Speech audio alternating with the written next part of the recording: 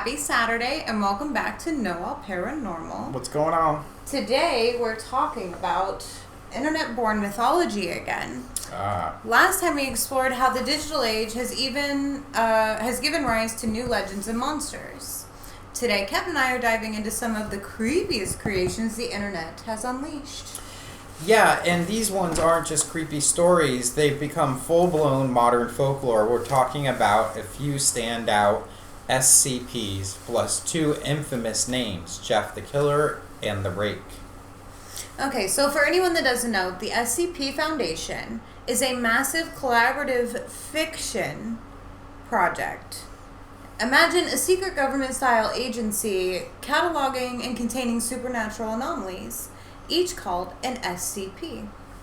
Right. Don't ask me what SCP stands for. I have no idea. I don't know either. And these aren't cute little Pokemon either. Some are outright nightmare fuel. Let's hit three of the creepiest. Okay. Ready? He almost fell, sorry. Okay, so picture this. A tall, pale humanoid, right? But if you look at its face, even in a photo or a video, it will hunt you down. It doesn't matter where you are, how far you are, or how long it takes. When it finds you, it kills you brutally. Wow, that's creepy. That's scary. And until then, it's basically inconsolable, screaming and clawing at itself until it reaches its target. It's dramatic. It's very dramatic. Kind of sounds like one of my exes. Go ahead. That's terrible. Mm-hmm. I would love to do that. It reminds me of the squonk, but like psychotic, right? So the squonk becomes upset if you see it, and it literally dissolves into tears, which I always thought was sad. Yeah. So one is like clinically depressed, and the other one is just a full psychopath. Up next is actually the first SCP ever written. It looks like a weird statue, like concrete rebar spray paint. The danger, the second you blink or look away, it moves. And not just moves, it snaps your neck instantly. The only way to survive is to stare at it forever.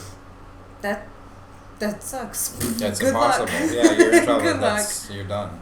Oh, so the next one, if you're a fan of decaying nightmares, here's your guy. SCP-106 is an old, rotting humanoid that can walk through walls and drag people into personal hell dimensions.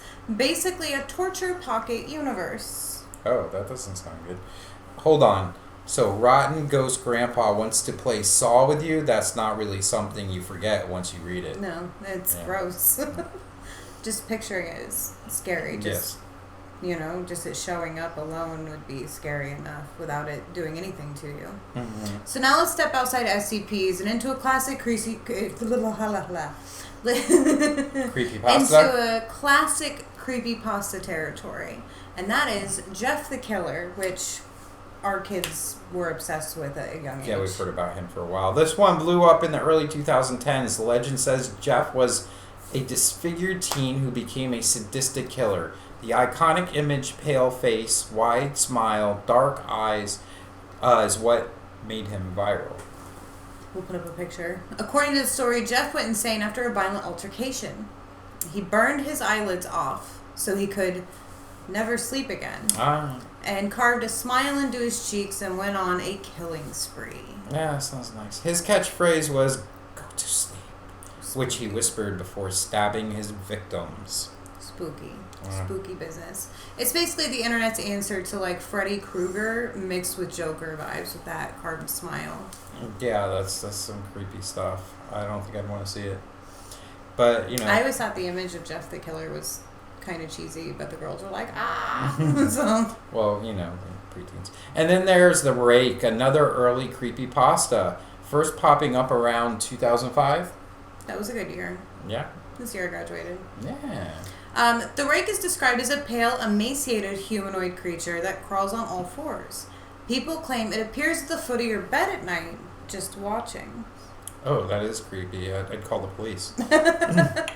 Sometimes it whispers, sometimes it screams, and sometimes it just waits before attacking. Fun. So it's just sitting there at the... Just staring at you. Yeah, it's just at the foot of your bed. Like, yeah, I believe 911. There's something creepy here. Stories say encounters with the Rake leave survivors traumatized and sometimes even suicidal.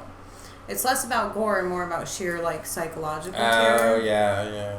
Like the sleep paralysis demon in the Skinwalker had a baby. Oh, yeah.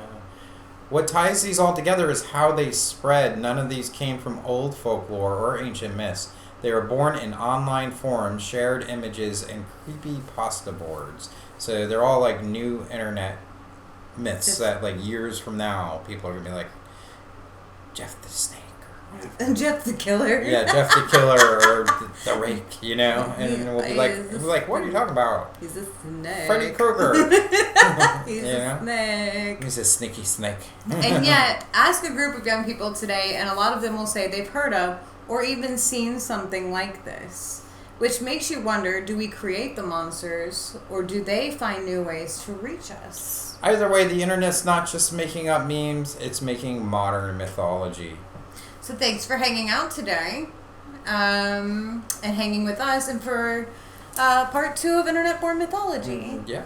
See you next time. If you like this, hit subscribe, and let us know which Internet-Born legend creeps you out the most. Sounds good. We'll see you next time. This night's back rooms for this guy. Yeah, and it's for the me, back rooms, definitely. One of them is going to be on our next Internet-Born Mythology video. Oh, okay. Sounds good. Stay tuned. But we'll see you later. Until next time, keep your eyes open, but maybe not on SPC or SCP-096. Or do. You gotta keep but forever. Keep staring at it forever. Bye.